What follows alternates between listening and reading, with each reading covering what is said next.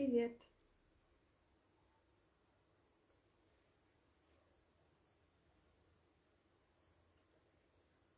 Привет.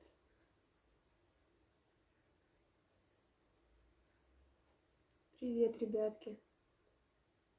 Привет, Римочка. Сейчас буквально минутки-две подождем, чтобы присоединились. Я вам сейчас покажу новое чудо. Мне же мало кошек.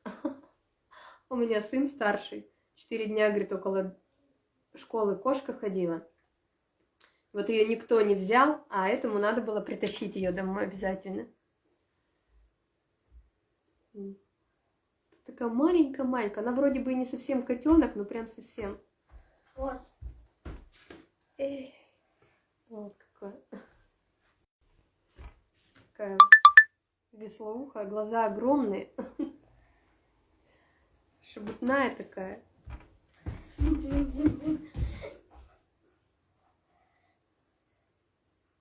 Так. Сегодня у нас тема с вами будет про автономию. Если какие-то есть вопросы, задавайте. И я бы хотела ответить на вопрос. Мне достаточно много написали сообщений в директ. Да, хорошенькая кошечка, ага. Очень много написали сообщений в директ про гипноз. Можно ли выйти на автономию, на неедение через гипноз?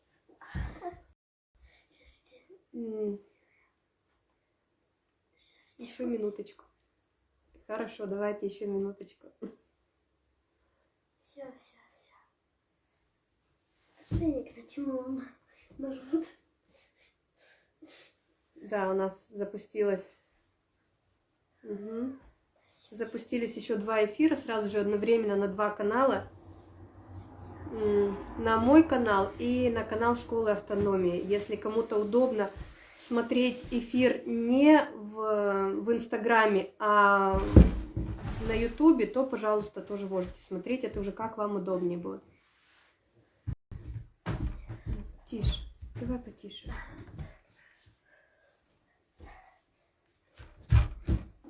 Ремочка, спасибо. Люди бегут ко мне. Мне очень приятно, что вы смотрите, значит, интересно, и буду продолжать в том же роде. Пока будет вам интересно, буду вещать.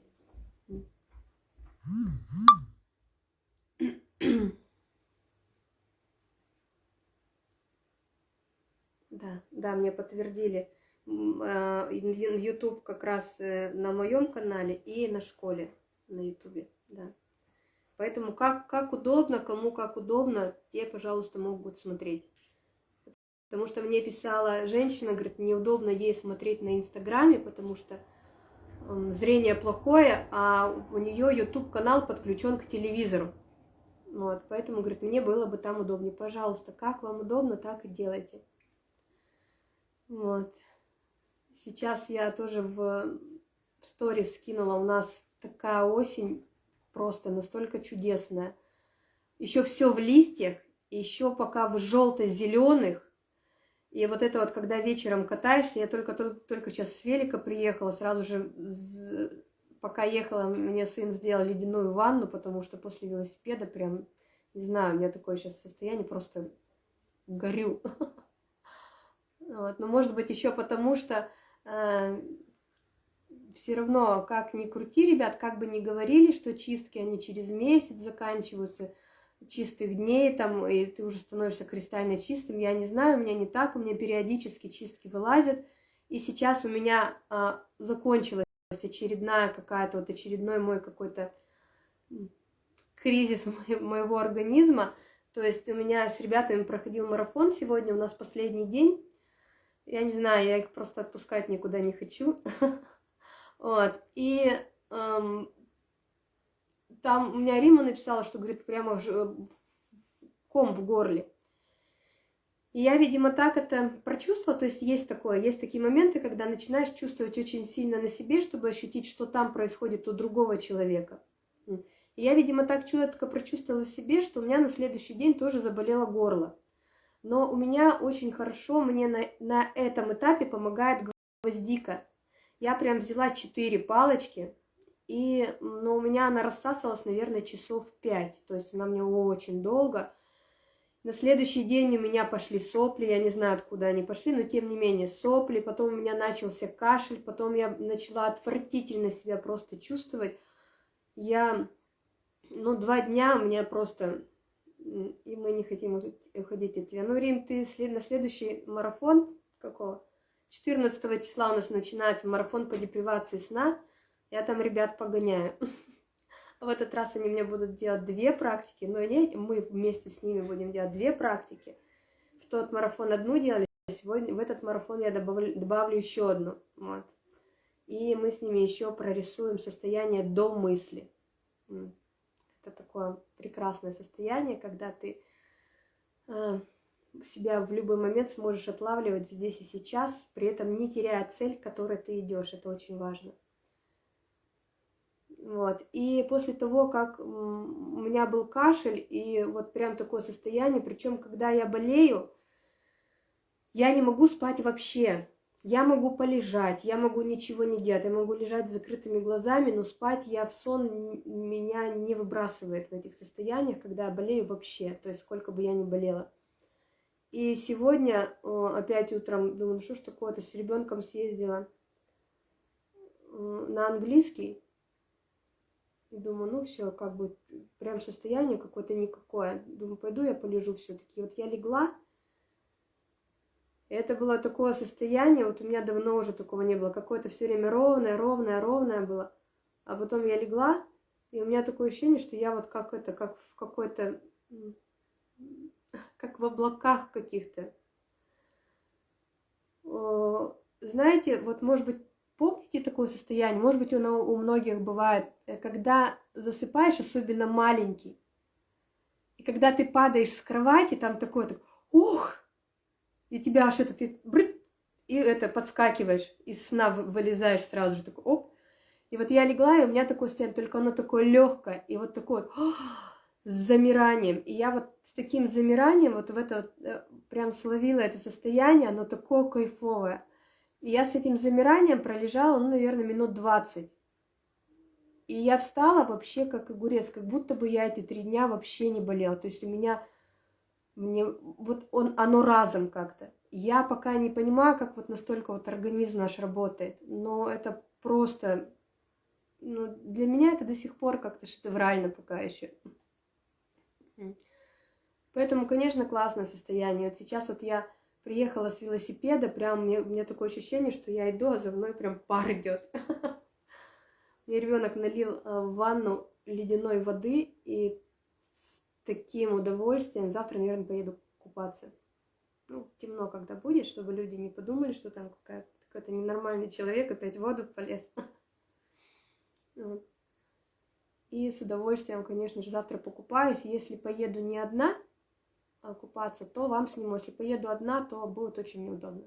Вот. Если присоединяйтесь, кто захочет покупаться, то тоже за компанию будет клево. Вот. И про автономию. Меня задавали вопрос, ну, наверное, уже... Я не знаю, откуда он пошел, но буквально за несколько дней мне достаточно много, то есть я не настолько известная личность, чтобы мне задавали столько вопросов, но здесь просто у меня как бы много вопросов про гипноз. Откуда они появились, я не понимаю. Как вы относитесь к гипнозу, к автономии, выхода на автономию, к выходу на неедение через гипноз? И все такие вопросы в этом роде. Я только с моря приехала, купалась с друзьями. Какая ты молодец. Класс. Возможно, сделаем в новогодние каникулы какой-нибудь типа выездного ретрита. Возможно, где-нибудь у Римочки там сделаем какое-нибудь помещение, снимем, подготовимся. И в новогодние каникулы я возьму детишек и с удовольствием на несколько дней съездим и сделаем выездной ретрит. А в эти каникулы, в осенние, ребят, я лечу в Екатеринбург, буквально на 2-3 дня, то есть ненадолго, потому что у нас же живность здесь. и я с удовольствием встречусь. То есть у меня девочка уже, я, наверное, завтра сделаю сторис, или сегодня, если успею, или завтра, я сделаю сторис с ее аккаунтом, и вы ей напишите, кто из Екатеринбурга, либо близлежащий, кто захочет приехать, и чтобы она организовала. Он будет безоплатный, просто я с удовольствием с вами пообщаюсь. Но единственное, если смогут снять только какую-то платное помещение, то, скорее всего, там нужно будет либо как-то задонатить. Но я как бы в это не лезу, уж простите меня, я просто с удовольствием с вами поболтаю. А она уже тогда ответит на все вопросы, и, может быть, кто-то поможет в организации, чтобы мы с вами где-то посидели несколько часиков и пообщались. Возможно, снимем это тоже на камеру, но это не должно быть кафе. Не из-за еды, а из-за того, что там просто музыка, и это будет не очень комфортно. Поэтому какое-нибудь помещение, любое там, самое главное, чтобы мы могли спокойно поговорить, я могла поотвечать на какие-то вопросы, будет клево. Вот. Сколько вы без еды и воды? Лен, я уже отвечала на этот вопрос, отвечала миллион раз, поэтому я не хочу сейчас на него отвечать, объясню почему. Потому что чем больше я на него отвечаю, тем больше мне пишут люди в директ, и мне начинают скидывать фотографии, когда там просто так тело съедено голодом. И они мне говорят, а вы до такого доходили, вот вы столько вот не кушаете, я вот тоже решила идти по вашим стопам. Как мне вот, когда у меня начнет набираться вес? Ребят, именно поэтому в своих марафонах мы с ребятами прокачиваем голову. Это первостепенно. Когда вы отказываетесь от еды, не прокачав голову, вы уходите на голод. И ваш организм сначала он идет в голоде, он идет облегчение каких-нибудь симптомов, излечение каких-либо болезней. А после этого, если у вас голова не догонит это состояние, если вы начнете себя специально через силу воли загонять, потому что кто-то же идет, кто-то же смог, значит и я смогу, у вас начинается не очень хорошая ситуация в ваших внутренних органах, потому что это голод. Голод – это иные состояния, это иное состояние, оно никак не соприкасается с автономией, это другое. Вопросы про гипноз, скорее всего, пошли после эфира с новым спикером на Полстар. Имя девушки не помню только. Возможно, вот. И по-моему, Леночка задала, вопрос, сколько... Да, Леночка, сколько без еды и без воды. У меня был эфир, я говорила, что я с того времени не выходила. То есть у меня был арбуз. Когда у меня была температура, держалась под 43 дня, и на начало 4-го съела арбуз, чтобы остановить эту чистку. Я о вас ничего не знаю, только зашла. Сколько вы без еды и воды? Монастырная. С 14 марта этого года. Потом у меня было, я пробовала виноград, у нас виноград во дворе растет, я пробовала виноград, но я его не проглотила, то есть ни корочку, ничего, только сок. Вот. И у меня было за это время, где-то, наверное, недели две назад я откусила грушу, тоже домашняя груша, и очень-очень долго ее жевала, то есть переживала до такой степени, что вот она просто, когда пережевываешь очень-очень долго фрукт во рту, то он у тебя полностью растворяется в ротовой полости, и ты уже просто сглатываешь вот эту вот обогащенную слюну. Вот у меня еще такое было с грушей. Это был не тот момент, что я хотела поесть, что мне хотелось груши, а когда мне все больше и больше начинаются вопросы, а что вы будете делать, если наступит такая ситуация, что вам нужно будет поесть, может быть, вы вообще умрете, или вот вы там, вот я объясняю, Лен, зачем, или вы что там делаете, что будете делать, если кто-то поест, у него что-то будет с желудком, и меня этот вопрос стал как-то вот постоянно, я стала о нем думать и думаю, надо, наверное, все-таки проверить на себе, что будет, если вот такая ситуация получится после такого продолжительного количества времени. Но это понятно, что это нужно... Зачем поела грушу? Лен, я рассказываю, зачем я ела грушу. Может быть, там с опозданием идет. Слушайте, сейчас я расскажу, зачем поела грушу. Понятно, что пельмени после длительных чистых дней, их не нужно кушать. Это опасно для вашего организма. А груша, мне именно нужно было понять, какой результат будет с моим организмом, что мне даст эта груша, как я буду себя чувствовать. И когда она у меня полностью растворилась в полости рта, когда я полностью уже потихонечку сглатывала эту слюну, то есть я вот этот вот кусочек груши, вот я его, когда пока жевала, я его, наверное, минут 40, то есть это очень длительное время было. И у меня после этой груши у меня не было, что я заболела, у меня не было состояния, что я как в каком-то коматозе, у меня не было тяжести в животе, то есть, может быть, потому что это не кусками было, потому что это вот так длительно было. Просто я поняла, что для меня на этом этапе, для меня эта груша не дает столько эмоций. Для меня эта груша не дает какого-то иного чувствования, как вот я раньше ее. То есть это была просто груша, просто эксперимент. И все. Поэтому вот как-то вот так вот. Светлана без фильтров еще красивее. Ребят, я сегодня с фильтром, потому что я вся растрепанная, я только с велосипеда, я только вылезла с ледяной воды, и у меня еще даже волосы мокрые, я вот в домашнем сижу, поэтому мне захотелось быть чуть-чуть для вас покрасивее. Вот. Понятно, спасибо, вы молодец, я сразу пьянею, мгновенно. У меня такие же были состояния, когда у меня были заходы на сухие дни, ну, там, например, на 10, на 20 дней, когда что-то ешь, что тебя выводит из этого состояния, и у тебя, да, такое, как состояние похмелья. И причем оно как физически, так эмоционально, морально такое состояние. Но это еда, там немножечко по-другому. Когда вы выходите из сухих дней, вы начинаете либо кушать, либо пить. То есть вы начинаете запускать полностью пищевод. А здесь я ее как бы рассосала и вот эту слюну сглотнула. То есть я почувствовала этот вкус, я поняла, что я не умру, что желудок, он все равно...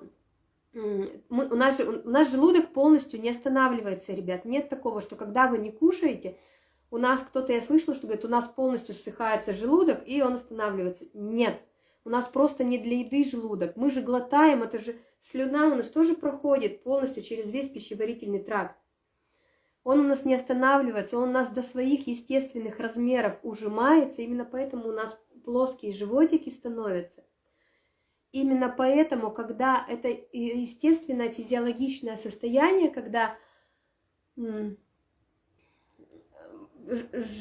весь желудочек, он уменьшается, потому что если нам нужно промять печеночку, если нам нужно поджелудочную железу сделать какой-то массаж, чтобы мы не через жир там подкапывались, через эти ребра, у нас оно все практически здесь видно.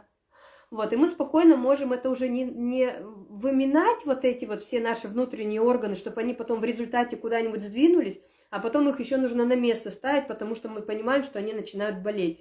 А здесь мы уже можем какие-то лайт сделать, чтобы там что-то промять, чтобы было...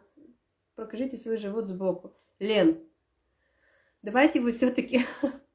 Самые лучшие результаты, они будут у вас, не у меня.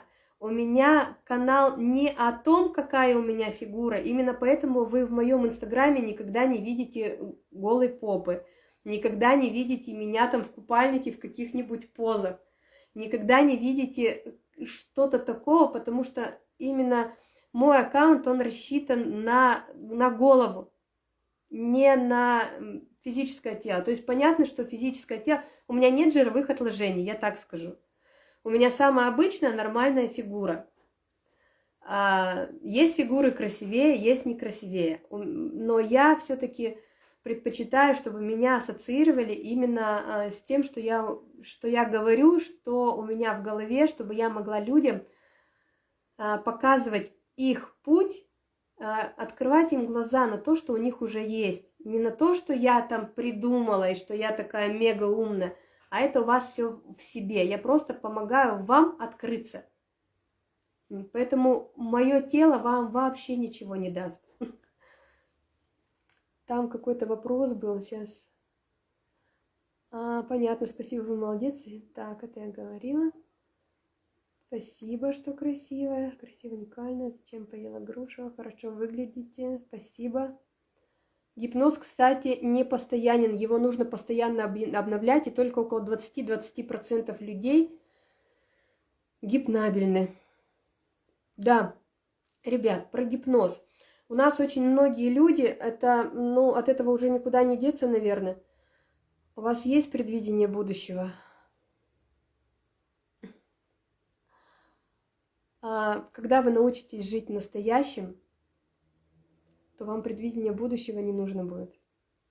О чем разговор? Разговор о том, что разговор об автономии, автономном образе жизни и насколько это актуально перейти в автономию после гипнотических сеансов.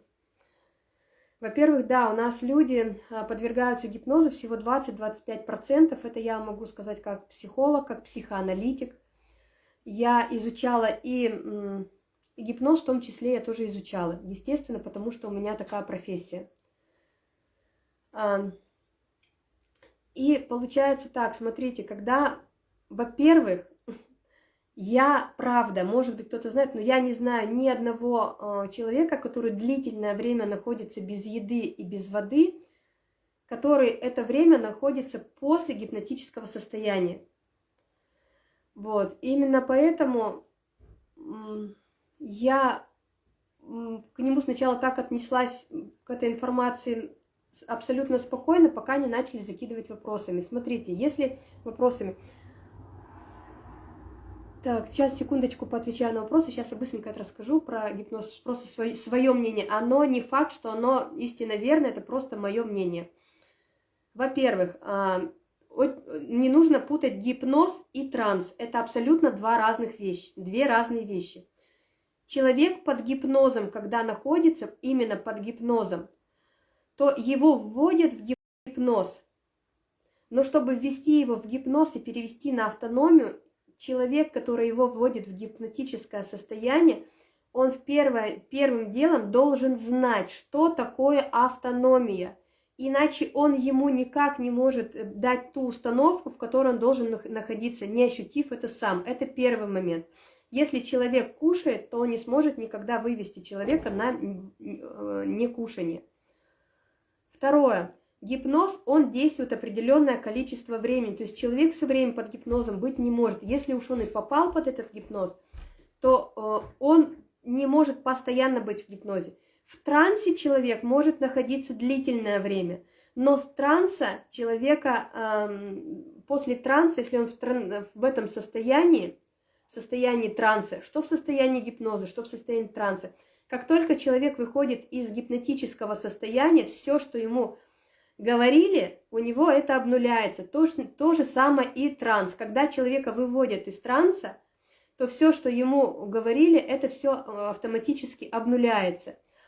Вы можете открыть просто даже любой YouTube-канал, просто сделать запрос, что делают люди под гипнозом. То есть любой человек может встать, выйти на сцену, например, да, либо прийти к какому-нибудь гипнологу, который великолепный гипнолог, и он ему скажет, вводит его в легкий гипнотический транс и говорит: ты Пикассо, или там кто-нибудь другой, неважно, там великий художник, ты великолепно рисуешь, рисуй. Он берет кисть, и он рисует так, что не отличить практически от живой картины. И это действительно так. Но как только он вышел из этого транса, как только он вышел из гипнотического состояния, все, он эту кисточку берет, и у него каляка-маляка, все, у него обнулилось полностью. Поэтому, ребят, никогда не ищите вот этих вот волшебных таблеток. Это мое мнение. Если бы даже мне сказали, что ты бы хотела вот так вот попробовать, честно, нет. Во-первых, если каждый человек, который уже начинает общаться на иных вибрациях, он четко понимает, что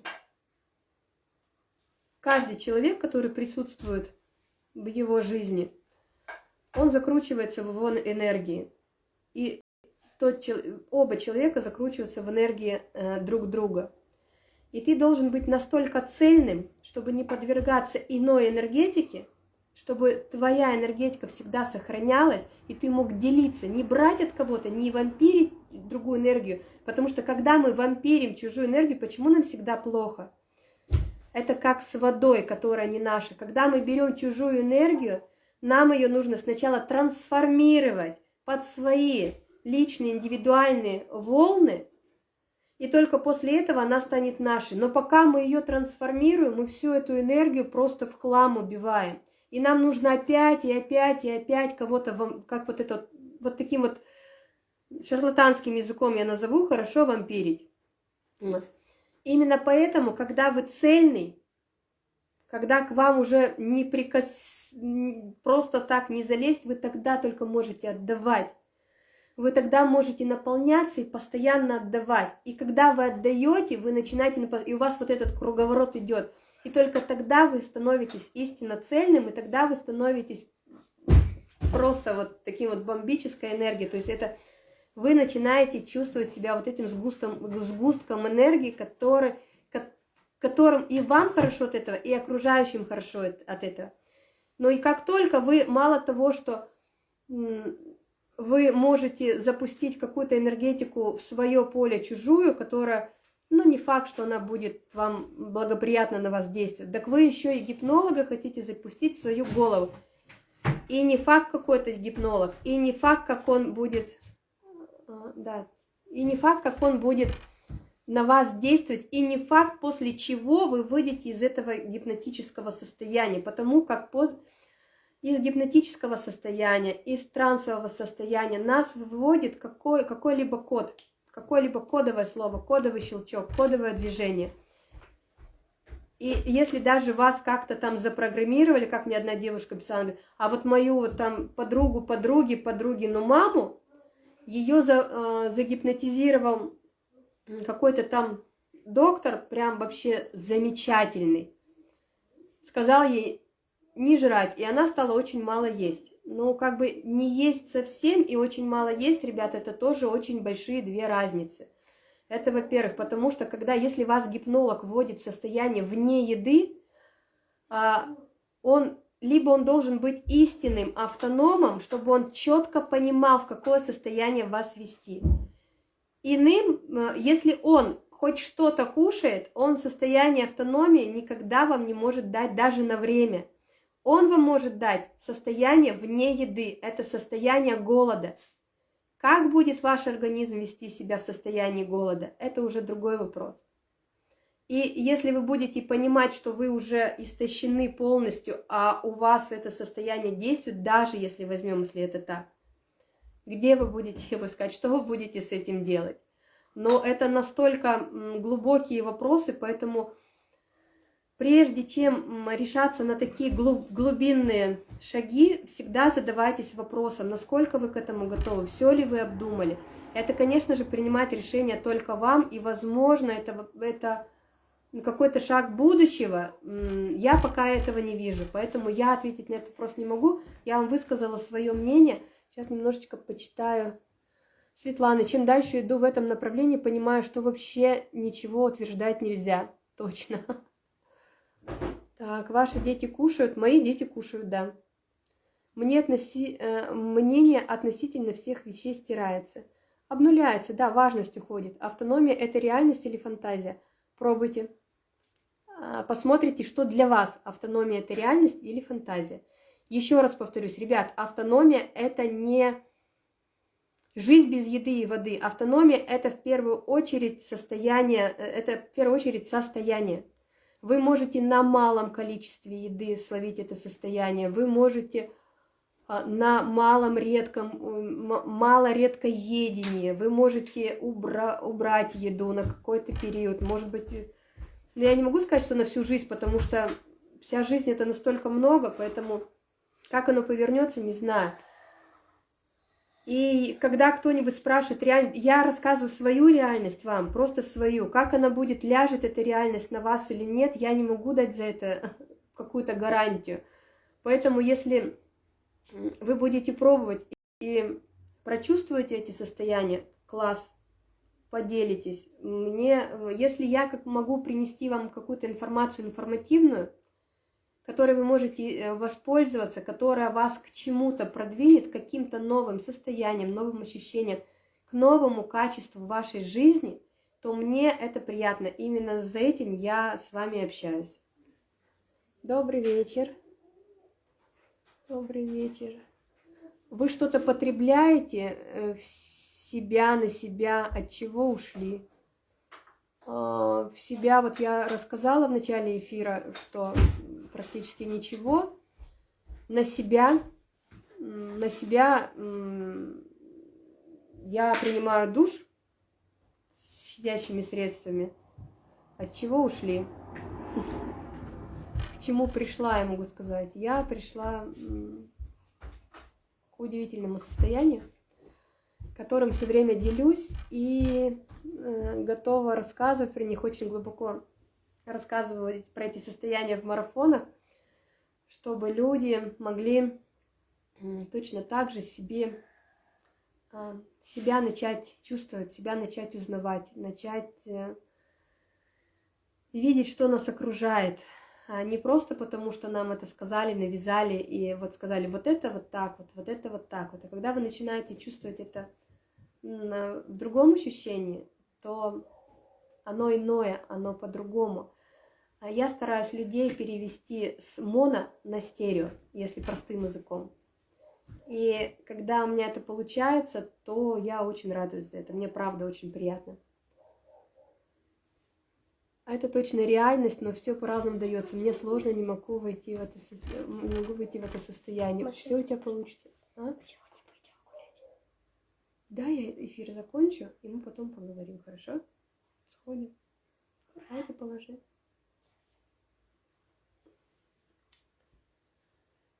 Так, на какой день после первого захода в сухие дни выровнялось состояние, как долго оно у вас длилось? Ребят, я уже очень много говорила, что я к этому состоянию, я не сразу же пришла. У меня эфир пишет. Я к этому состоянию, во-первых, я 8 лет назад я перешла на сыроедение. У меня были срывы на сыроедении. Я возвращалась к варенке, я возвращалась даже к мясу. Я об этом говорю, у меня очень много информации на моем канале на YouTube. Если интересно, можете посмотреть, там прям по названиям будет очень четко. Там можете маленькие ролики посмотреть, чтобы было очень понятно. И когда я начала уже глубоко практиковать, входить в глубокие практики, в длительные практики, то это началось примерно 3 года назад. Вот, то есть у меня не сразу, я когда могла заходить только на сутки, когда только на 3 суток. Бывало, что на 2 сутки очень часто и очень долго у меня были такие состояния, что у меня была слабость, прям очень сильная слабость. Она была и физическая, мне ничего не охота было делать. Меня раздражали мои близкие люди. Мне все время казалось, что они что-то там стул не так подвинули, сказали не то, тупить начали, что-нибудь еще, и прям все вот такая вот дергана. Состояний было очень много разных. В состоянии были и выпадали волосы, и отслаивались ногти, и было состояние на 4-й день обычно приходит, когда чистится кровь. Если ты еще спишь, да, утром просыпаешься, у тебя все тело вот в таких вот синяках, кровоподтеках. Причем тело, вот у меня, например, очень, там спина вот такая вот прям в таких синяках была. Я сначала не понимала вообще, откуда это, такое ощущение, что меня просто ночью пинали. И это у многих такое бывает, это когда кровь начинает чиститься, вот так вот она, прям, видимо, капиллярчики лопаются и вот вытекают, как синячки. Но она очень быстро проходит, буквально такие большие, такие обширные синяки у меня прошли буквально за 2 дня. Потом у меня было состояние, когда у меня все тело начало чесаться. Чесаться так, оно было у меня жутко сухое, и я понимала, что если я залезала в воду, как бы даже если смыть, то я после него выходила, и у меня еще больше, у меня как кожа, как пергамент была тонкая, натянутая. Это было такое нервозное состояние, я ничего не могла поделать. Как только я начинала мазать каким-нибудь кремом или маслом тело, то я прям чувствовала, как у меня закупориваются все поры. И мне от этого становилось еще тяжелее, пока я не нашла для себя единственный правильный вариант. Причем я его вспомнила уже, видимо, в таком состоянии, когда мне уже так было жутко, я уже была такая вся расчесанная. Ребят, очень рекомендую.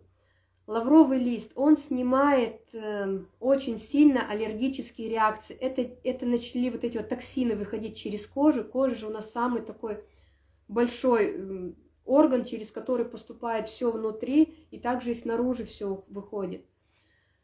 И у меня уже такая достаточно сильная была, вот я уже третий день чесалась, я уже не спать не могла, ничего, вот у меня прям такое было. Я заварила такой ядреный настой лаврового листа и посидела в теплой ванне. Как только я посидела в теплой ванне, я вышла вообще другим человеком. Я вышла и вырубилась вообще, по-моему, я спала часов 10. Мне было так хорошо, то есть он снял вот эту всю аллергическую реакцию. И на следующий день я вышла из сухих дней, я попила точно так же раствор, заварила лавровый лист в баночке, но только, ребят, на пол-литра не больше 3-5 листочков лаврового листа.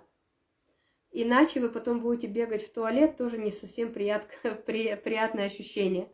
Вот, поэтому всегда все в меру, все обязательно в меру. Не надо никогда ни про запас, ни про чего. И лавровый лист очень хорошо снимает все вот эти вот, если вот у вас есть отеки на фоне аллергических реакций, любые аллергические реакции, любые вот эти вот высыпания, вот если чесаться начинает, ну вот ни у одной меня начинает чесаться именно на сухих днях, кожа вот так вот она стягивается.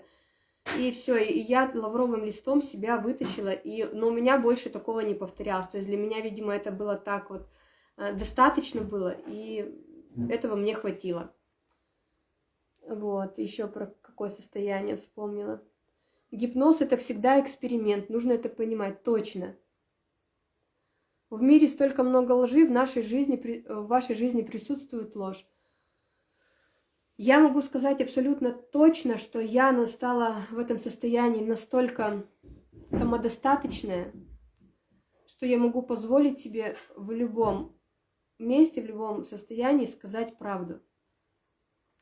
Для меня это очень важно, и для меня это образ жизни. Я понимаю, что чем больше я говорю правду, тем сильнее я становлюсь. Бывают такие ситуации, где правда просто не актуальна. И они бывают. Но они у меня бывают в жизни, я могу просто на пальцах перечислить, но в этих ситуациях я никогда не лгу. Я тогда себе позволяю просто не говорить, просто отмолчаться. Вот. Но лжи в моей жизни, она отсутствует. То есть она от меня отваливается вообще моментально. У меня даже дети перестали лгать. У меня даже дети, если что-то там не договаривают, я вижу по их... Ну, как бы я уже считываю детей. Я вижу по их глазам, они немножечко пожмутся, и уже начинают говорить. То есть мы с ними обсуждаем, мы с ними очень много разговариваем. И ложь в нашей жизни, она практически полностью отсутствует.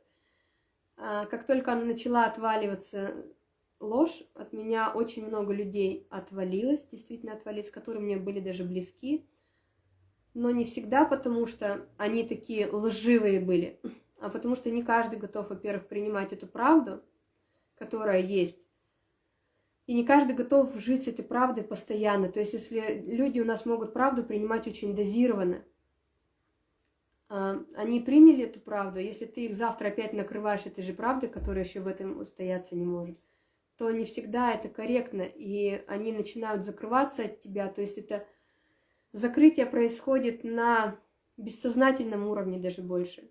То есть они перестают как-то ходить, они начинают, когда с тобой разговаривать, они начинают нервничать, потому что понимают, что ты им сейчас скажешь не то, что они хотели бы услышать. И к этому тоже нужно привыкать, с этим нужно привыкать жить, с правдой нужно привыкать жить. Это одна из самых больших работ, которая происходит вот в этом состоянии. Потому что мы себя, ребят, не знаем, мы даже не то, что мы кому-то врем, мы в себе, в первую очередь, врем очень много. И когда мы начинаем перед собой открываться, мы сначала себя не принимаем, у нас сначала стадия непринятия, нет, это не я, что-то мне в голову лезет. Потом мы начинаем принимать, и нам становится очень больно, мы можем впасть прямо в депрессию, такую достаточно глубокую. И после того, как мы впали, чем глубже депрессия, тем больше мы опускаемся на дно, тем тверже мы становимся на это дно. И после этого, когда мы уже опустились вот в эту депрессию, если мы продолжаем работать над собой, если мы продолжаем жить в правде с самим собой, то мы тогда очень четко, очень сильно начинаем отталкиваться от этого дна. И после этого, когда мы выплываем уже наружу, мы становимся иным человеком, мы как будто бы переродились. У нас идет внутреннее перерождение. И вот в этой правде перед самим собой, вот тогда для нас открываются новые стадии всего, что происходит вокруг нас, просто играет другими красками. И все больше и больше получается, что приходят вот эти вот состояния, которые говорят о состоянии осознанности. Оно приходит только в состоянии правды, когда ты начинаешь говорить правду самому себе, когда ты начинаешь себя открывать истинного. Так как это возможно, в принципе, ничего не есть и не пить, так как это возможно, в принципе, ничего не есть и не пить несколько месяцев. И, ребят, это возможно. Есть даже официальные утверждения. Точно так же на YouTube-канале они официальные, они от клиник, но, к сожалению, пока не от наших клиник, не от российских, а от зарубежных клиник, от нескольких есть, да, действительно такие заключения, что человек может в течение длительного количества времени ничего не кушать и ничего не пить. Длительное время, это которое, я считаю, больше 2 лет. Вообще без еды, без воды полностью. Это официально доказано. Светлана, как не отвлекаться, все, что вы говорите, благодарю, делитесь. Спасибо большое. Я с удовольствием с вами делюсь постоянно. У нас, ребят, вообще у нас идут эфиры каждый день. То есть у нас редко где вообще эфиры не идут. То есть у нас получается в воскресенье идет эфир в 19:00 на школе автономии, там мы раскрываем тему. Как раз мы вот в это, которое воскресенье будет, мы раскроем тему обмана. Мне девочка задала великолепный вопрос, и мы его обязательно раскроем, тему обмана. Как вы относитесь, когда вы чувствуете, что вам в глаза стоят и вас обманывают в том числе и на деньги? Как вообще это? А ты понимаешь, что человек тебя стоит и просто в наглую обманывает. Вот это у нас будет тема следующего эфира.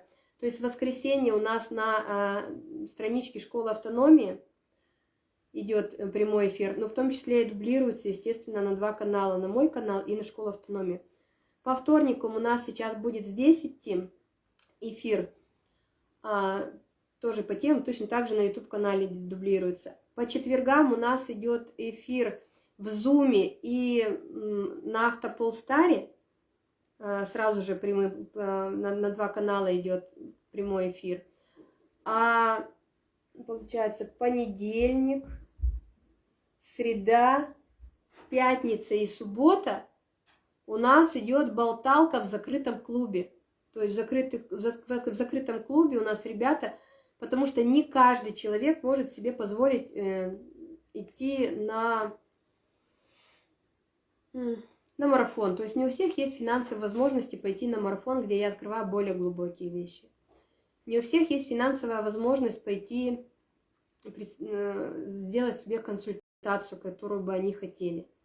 Но чтобы я могла максимально большому количеству людей все-таки помочь, и чтобы это было не в ущерб моей семье, чтобы не было такого, что я постоянно сижу в соцсетях, и чтобы мои дети меня не видели, чтобы я могла просто, если этим заниматься, то не ходить еще на дополнительную работу, то я сделала еще закрытый клуб в Инстаграме.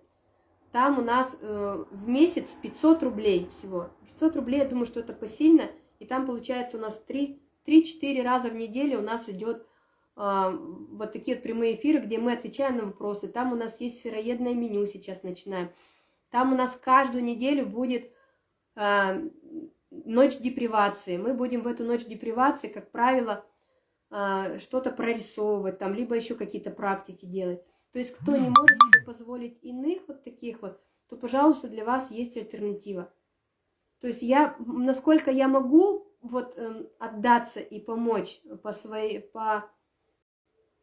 в этом материальном мире, да, настолько я с вами делюсь, как бы, ну, мои ресурсы, они тоже как бы не всеграничны, не всеобъемлющие, поэтому вот пока так.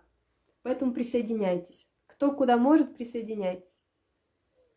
Не есть, не спать можно, уверен в этом. Для этого должно быть чистое тело внутри, чистые мысли, а вот без дыхания можно жить, интересно. Я не могу вам пока сказать однозначно. Я вам могу сказать, что дыхание, оно замедляется. Это точно. Оно становится поверхностным. И я могу сказать...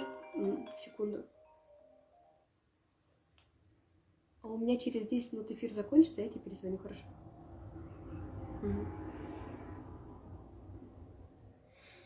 Оно становится поверхностным, и я могу сказать, что, например, вот если бывают такие моменты, что вот я, например, еду на велосипеде вот такую длительную, высокую горку, я могу его приостановить. Я точно знаю, что какое-то время без дыхания можно жить. Я знаю людей, которые спокойно могут жить без дыхания 24 часа. Это действительно так. Можно ли жить постоянно без дыхания? Ну, возможно, знаете, как это? Я пока не утверждаю, это пока только мои догадки, потому что я знаю, что дыхание, оно становится иным. Я пока думаю, что, возможно, человеку, ему не нужно постоянно дышать. Возможно, это, знаете, вот как рыбки бывают, из воды вылазят, там кислорода вдохнуть и дальше начинают плавать, заниматься спокойно своими делами. Возможно, и человек как-то так же к этому потом придет. Но я утверждать пока не буду. То есть я это на себе еще не испытала. То, что дыхание становится иным, это абсолютно точно. Но каким иным, пока, насколько это долго, вот отказ от дыхания, может быть, я пока не могу сказать. Люмен Юниверсаль. Светлана. Мой опыт сухих дней закончился обмороком на 4-й день. До сих пор не восстановилась. Прошло полгода. Значит, тело не принимает автономию? Нет, значит, вы... Во-первых, вы, скорее всего, зашли неправильно на автономию. Заходить на автономию нужно не только с определенной физической подготовкой, но и моральной подготовкой тоже обязательно. То есть перед тем, как вы упали в обморок, скорее всего, вам тело уже дало какой-то сигнал, что как бы стопэ, мы с тобой не готовы идти дальше, давай выходить. Но вы его по каким-то причинам проигнорировали. Поэтому нужно быть очень внимательным к себе. И, ребят, если вы хотите выходить в сухие дни, нужно очень внимательно. У меня очень много бесплатной информации, очень много бесплатной информации на моем канале. Слушайте. Очень много других спикеров. Может быть, вам кто-то другой из спикеров зайдет. Может быть, там вам будет тоже интересно. Слушайте, подбирайте, какая методика подойдет для вас. Но если вы не начнете слушать свое тело, то вы себя загоните, и вы вообще не сможете выйти ни на какие сухие дни. И вам ваш мозг скажет: куда, зачем, оно нам зачем надо, смотри, как ты себя плохо чувствуешь. Поэтому нет, ребят, к этому нужно все равно очень серьезно относиться. Это не то, что вот вышел и все, вот другие выходят, и я тоже. Вы индивидуальный, вы другой, вы... Таких, как вы, больше нет. И, возможно, вам подойдет то, что я говорю, а, возможно, другое подойдет. Не факт. Но это в любом случае вы должны быть готовыми. Поэтому нужно смотреть, как вы заходили, после чего вы заходили, почему вы решили. И на 4-й день закончился обмороком. То есть, вам тело все равно давало о себе знать, все равно оно давало вам какой-то сигнал, который вы точно проигнорировали. Попробуйте сделать рефлексию того состояния и посмотреть, откуда это все началось. Света, к тебе приходит знание, информация свыше, или ты много экспериментировала и через практику поняла, когда лавровый лист, а когда гвоздика. Ребят, я много экспериментировала, и некоторые вещи, они приходят сами. Мы живем в библиотеке, просто умеем мы пользоваться или нет, и оно приходит все осознанно, неосознанно. То есть лавровый лист, это я, когда у меня был старший ребенок, еще маленький, у него была какая-то аллергическая реакция, он все время делал локоточки, расчесывал. И расчесывал очень сильно.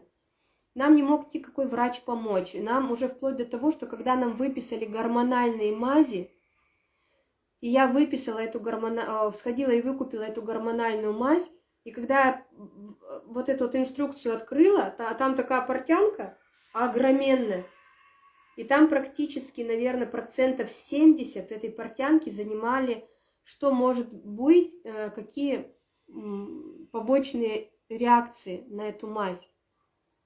Я тогда поняла, что я никогда этой мазью не намажу ребенка. А он у меня уже вот просто, у него такие вот коросты были огроменные, он плакал, он не мог, они в него подмокали, то есть уже до такой степени.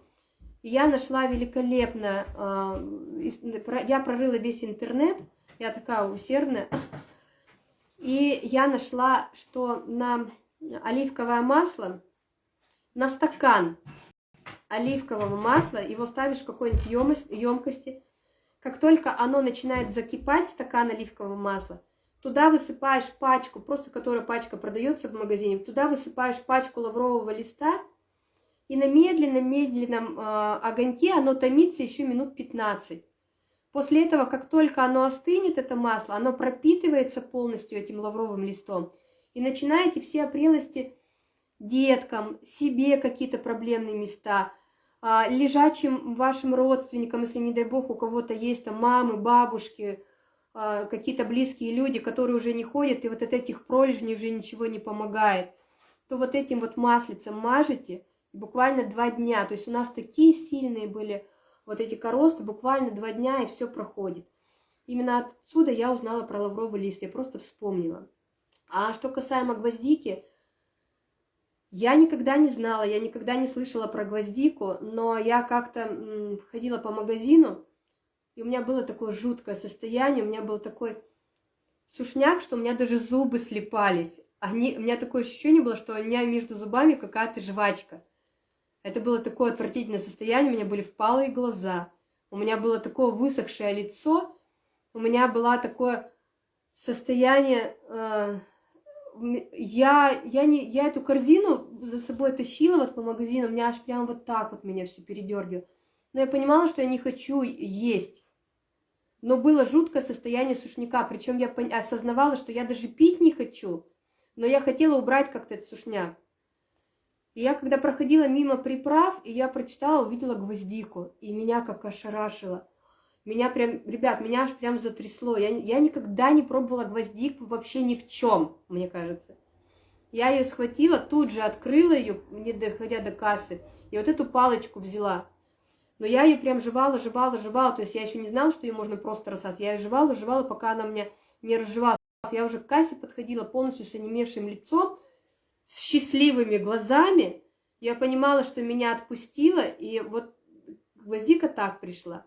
Если мы говорим про какие-то болезни, то у меня бывает очень часто на консультациях, либо люди, когда меня спрашивают про какую-то болезнь, оно приходит не том, что ко мне, я как будто бы я как труба. Если меня человек спросил, значит, он мне дал разрешение с ним поговорить на эту тему. И я как будто бы, если простыми словами говорить, я как будто бы начинаю чувствовать, что у него есть. Не то, что он мне говорит. Очень часто мы говорим не то, что чувствуем. Мы не всегда осознаем то, что мы чувствуем. И я как будто бы погружаюсь в него. И я эту информацию, как только погрузилась в него, а эта информация дается не мне, эта информация дается ему, она не для меня. И я ему эту информацию, которая есть в нем, я ему ее говорю. То есть я могу через 5 минут, меня могут спросить там кто-то другой, там что ты с ним, о чем разговариваю, а я не вспомню. И это как бы не склероз, это не моя информация, она во мне не остается. И это действительно так. Так, как сейчас можно жить без лжи?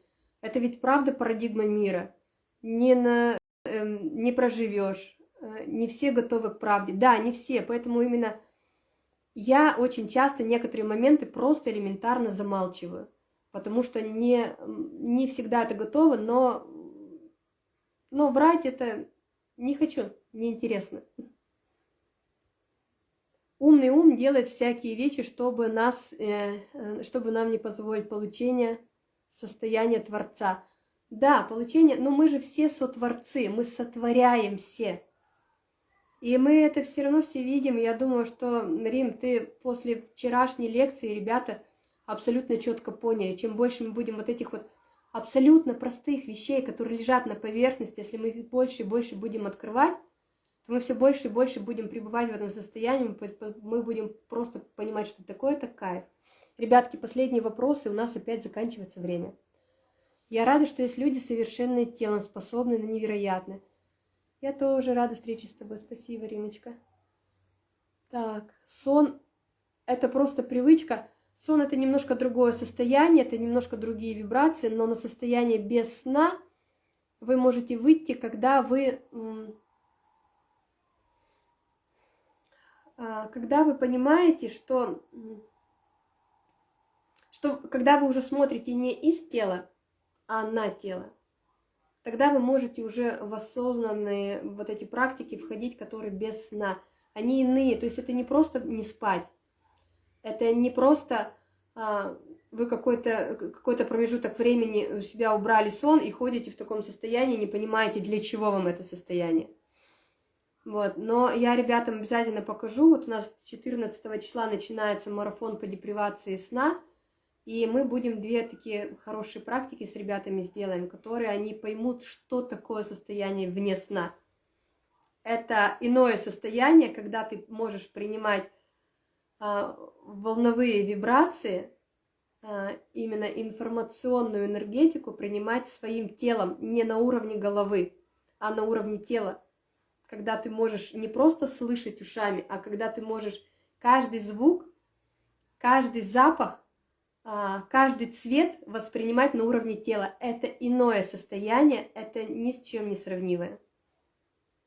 И это очень хорошо, эту практику делать именно в состоянии вне сна, когда ты находишься в иной временной плотности. Блин, на сухих, кто себя плохо чувствует, а на питании, что абсолютно все себя прекрасно чувствуют, не травятся продуктами. Да, но просто для нас это уже становится норма. От денег готов отказаться? Что для тебя деньги? Для меня деньги – это средство для существования в этом материальном мире. Я от денег не готова отказываться. У меня есть дети, за которых я в ответе, которые не обязаны быть такими же людьми без еды, как и я. У них есть свой путь, и я принимаю их путь, и они могут идти самостоятельно своим путем. В дальнейшем отказаться, либо не отказаться. У нас есть школы, где они учатся, и за школы там тоже какие-то определенные сборы, как все знают, нужно собирать.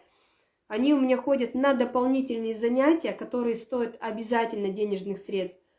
Они у меня ходят в спорт, и там нужно как минимум форма, она стоит денег.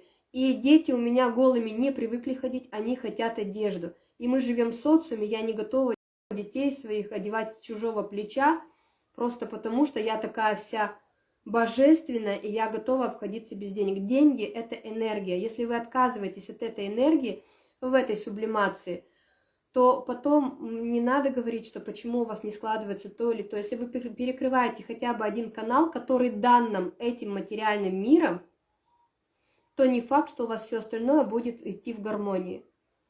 Про деньги это отдельная тема. Если хотите, мы сделаем эфир, но чуть попозже. О, привет, Русик, ты что-то...